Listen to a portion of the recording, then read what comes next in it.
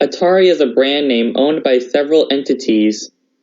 The company was introduced on June 27, 1972, and to this very day, the company is still alive and healthy. How did it become so popular? Well, let's find out. Atari incorporated from 1972 to 1984. In 1971, Nolan Bushnell and Ted Dabney founded a small engineering company, Syzygy Engineering, that designed and built Computer Space, the world's first commercially available arcade video game for Nutting Associates. On June 27, 1972, the two incorporated Atari Incorporated and soon hired AI Korn as their first design engineer. Bushnell asked AI Korn to produce an arcade version of the Magnavox Odyssey's tennis game, which would be named Pong. While Bushnell incorporated Atari in June 1972, Syzygy Company was never formally incorporated. Before Atari's incorporation, Bushnell considered various terms from the game, Go eventually choosing Atari, referencing a position in the game where a group of stones is imminently in danger of being taken by one's opponent. Atari was incorporated in the state of California on June 27, 1972. In 1973, Atari secretly spawned a competitor called Key Games, headed by Nolan's next-door neighbor, Joe Kennan, to circumvent pinball distributors' insistence on exclusive distribution deals. Both Atari and Key could market virtually the same game to different distributors, each getting an exclusive deal. Joe Keenan's management of the subsidiary led to him being promoted president of Atari that same year. In 1976, Bushnell, through Grass Valley, California firm Cayenne Engineering, started development of a flexible console that was capable of playing the four existing Atari games.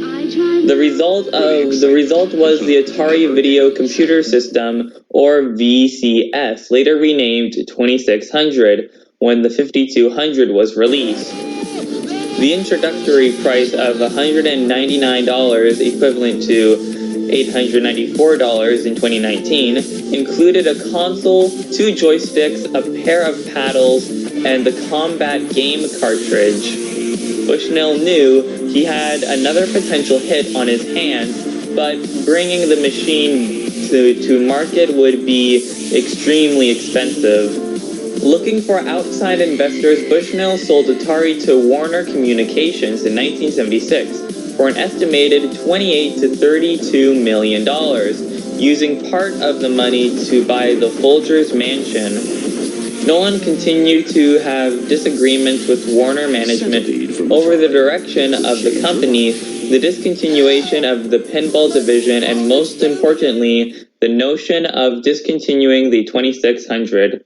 In 1978, Key Games was disbanded. In December of that year, Nolan Bushnell was fired following an argument with Manny Jared. We started like cats and dogs.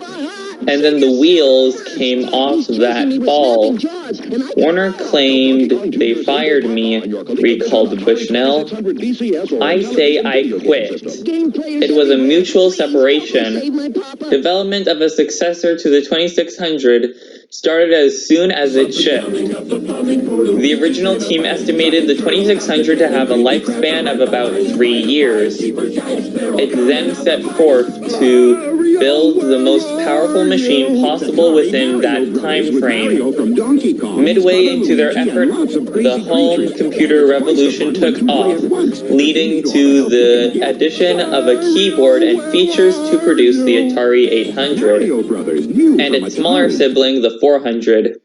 The new machines had some success when they finally became available in quantity in 1980. From this platform, Atari released their next generation game console in 1982, the Atari 5200. It was unsuccessful due to incompatibility with the 2600 game library, a small quantity of dedicated games, and notoriously unreliable controllers.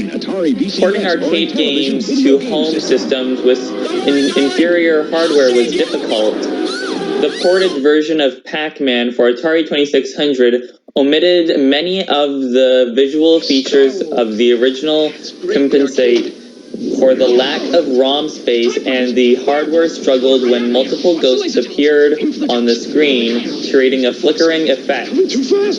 Under Warner and Atari's chairman and CEO, Raymond Kazar, the company achieved its greatest success selling millions of 2600s and computers.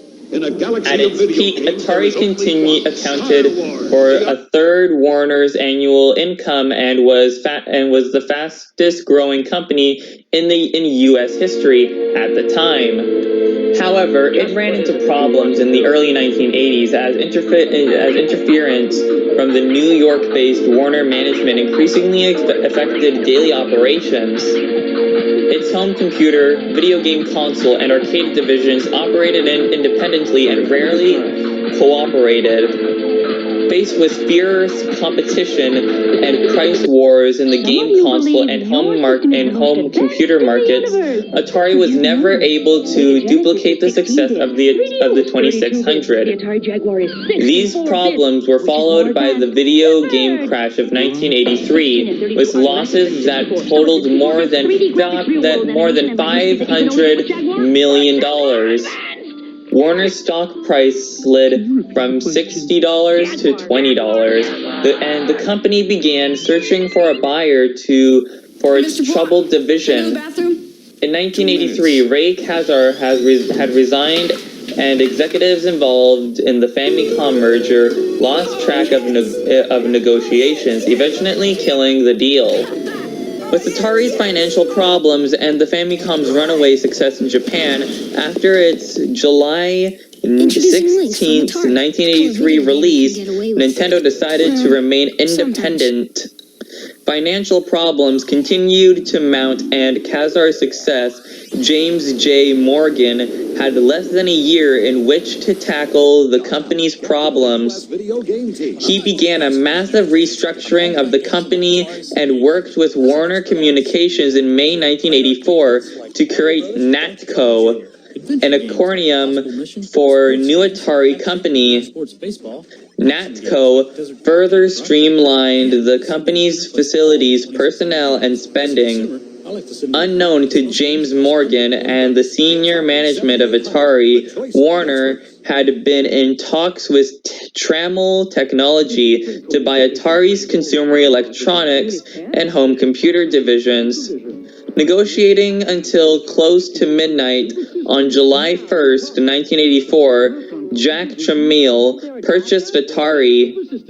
Warner sold the home computing and game console divisions of Atari to Tramiel for $50 cash and $240 million in promissory notes and stocks, giving Warner a 20% stake in Atari Corporation, who then used it to create a new company under the name Atari Corporation. Warner retained the arcade division, continuing it under the name Atari Games, but sold it to Namco in 1985. Warner also sold the Atari Tel division to Mitsubishi. Logo. The Atari logo was designed by George Opperman, who was Atari's first in-house graphic designer, and drawn by Evelyn Sito.